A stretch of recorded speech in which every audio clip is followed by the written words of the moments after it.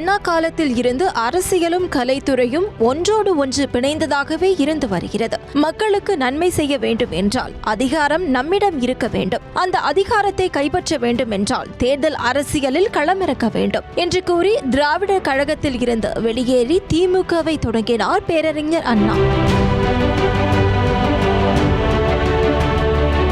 அரசியலை நோக்கி சென்ற அண்ணா கலைத்துறையை பெரும் ஆயுதமாக கொண்டு ஆட்சி கட்டிலில் ஏறினார். அதன் பிறகு கலைஞர் கருணாநிதி, எம்ஜிஆர், ஜெயலலிதா போன்ற பல அரசியல் தலைவர்கள் மற்றும் முதலமைச்சர்கள் கலைத்துறையில் இருந்தே வந்தார்கள். இப்படி சினிமாவில் இருந்து அரசியலுக்குள் வந்தவர்கள் ஏராளமானோர் இருந்தாலுமே அதில் வெற்றி கண்டவர்களை விரல் விட்டு எண்ணிவிடலாம். அப்படி சினிமாவில் இருந்து அரசியலுக்குள் குதித்தவர் கேப்டன் விஜயகாந்த்.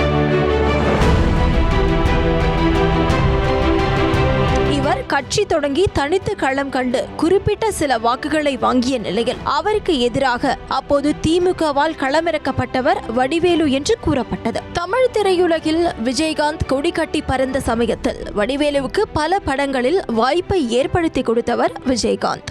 இருவருக்கும் இடையே நல்ல நட்பு இருந்து வந்த சூழலில் ஒரு கட்டத்தில் இருவருக்கும் இடையே மோதல் ஏற்பட்டு அதன் பிறகு இருவரும் நேருக்கு நேர் பார்த்து கொள்ளவே இல்லை. 2011 சட்டமன்ற தேர்தல் பிரச்சாரத்தின் ஒரு பகுதியாக நேத்து முந்தானேத்து ஒருத்தர் கட்சியை ஆரம்பித்து நாளை கழிச்சு முதலமைச்சராக போறேன்னு சொல்றாரு.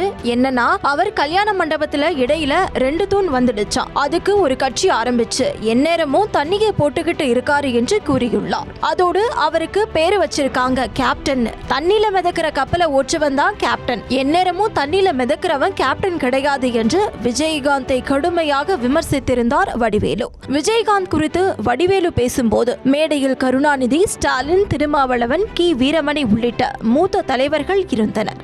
வடிவேலுவின் இந்த சர்ச்சைக்குரிய பேச்சு விஜயகாந்த் ரசிகர்களை கடும் கோபத்திற்கு உள்ளாக்கியதோடு இதன் தாக்கம் தேர்தலிலும் எதிரொலித்தது. அதன் பிறகு வடிவேலுவுக்கு சினிமாவிலும் பெரிய ஸ்கோப் இல்லாததால் அவ்வப்போது 1-2 படங்களில் நடித்து வந்தார். பல ஆண்டுகள் கழித்து அவருக்கு பெரும் திருப்பு முனையாக அமைந்தது மாமன்னன் திரைப்படம்தான். தற்போது சினிமாவில் மீண்டும் படு பிஸியாகியுள்ள வடிவேலு அரசியல் களத்தில் ரீஎன்ட்ரி கொடுத்துள்ளது பெரும் பரபரப்பை ஏற்படுத்தியுள்ளது.